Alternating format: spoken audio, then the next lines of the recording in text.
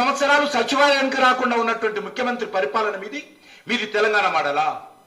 5 సంవత్సరాలు మహిళా మంత్రులైనటువంటి పరిపాలన చేసినటువంటి మీరు 50% ఉన్నటువంటి ఆడబిడ్డలకు అవమానం చేసినటువంటి వీళ్ళు, మహిళల ఆత్మగౌరవాన్ని దెబ్బతీసినటువంటి వాళ్ళు మీరు ఏది తెలంగాణ మోడల్ అని అడుగుతా ఉన్నారు.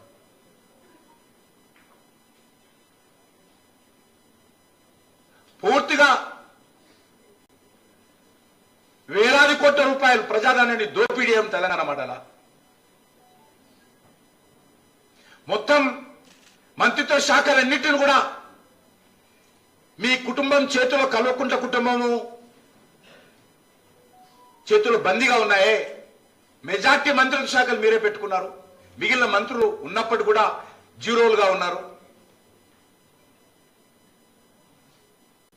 చాలా మంది చెప్తుంటారు హోమ్ మినిస్టర్ తల మీద క్యాప్ ఉంది కానీ దండ మాత్రము కేసీఆర్ దగ్గర ఉన్నది.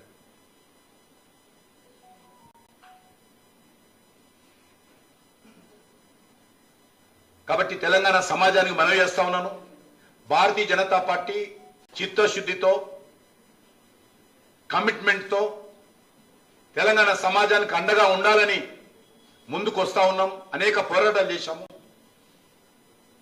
కాబట్టి ఈరోజు ఒక కక్ష కట్టి ఒక కుట్రపూరితంగా విషం జల్లేటువంటి ప్రయత్నము, తప్పుడు ప్రచారం చేసేటువంటి ప్రయత్నం చేస్తా ఉన్నారు.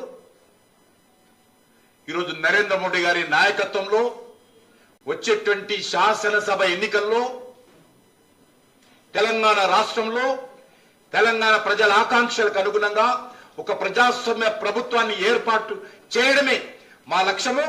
ఎట్టి పరిస్థితుల్లో కల్వకుంట్ల కుటుంబము శాసనసభ